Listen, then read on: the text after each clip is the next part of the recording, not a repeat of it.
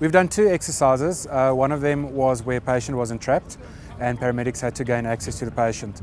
The patient's legs were entrapped underneath the steering column and there was no other way to access it. Usually paramedics will just go and feel if the doors are open. In this scenario, the doors were basically shut completely and also entangled into each other during the mechanism of the accident. So they had to remove the whole flap of the side of the vehicle, that is cutting the vehicle on the side and moving the two doors to the ground. So basically there's a whole open gap for paramedics to access the patient and remove the patient.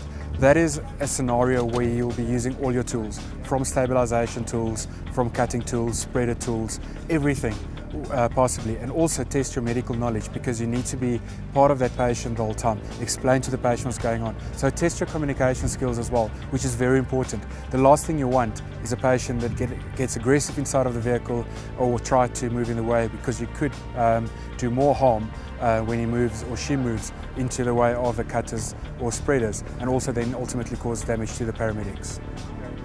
It's basically called a fold over. One of the techniques I can also use instead of folding it on the side is calling a roof flap, where they flap the vehicle's roof over. You can also, some of them refer to it as a door flap, where you just flap the door to the bottom. In one of the scenarios, the vehicle was on its roof. We do see vehicles often in accidents where they overturn, they land on the roof.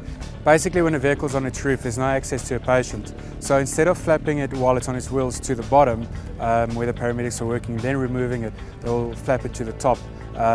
Also still on the bottom, but now with the wheels at the top, and then secure it. Also creates a big hole for them to access the patient. So it's very basic techniques, but it's also very dangerous techniques.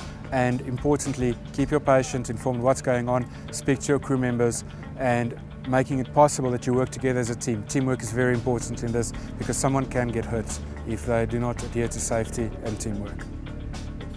The course is conducted by Rescue South Africa, which is endorsed by University of Johannesburg, and we were fortunate enough, this is one of the first, we believe, in South Africa, where a motor company has given us the opportunity to use brand new vehicles. And Ford Motor Company of Southern Africa was kind enough to give us 10 brand new vehicles, which we can basically destroy, but also learn from it.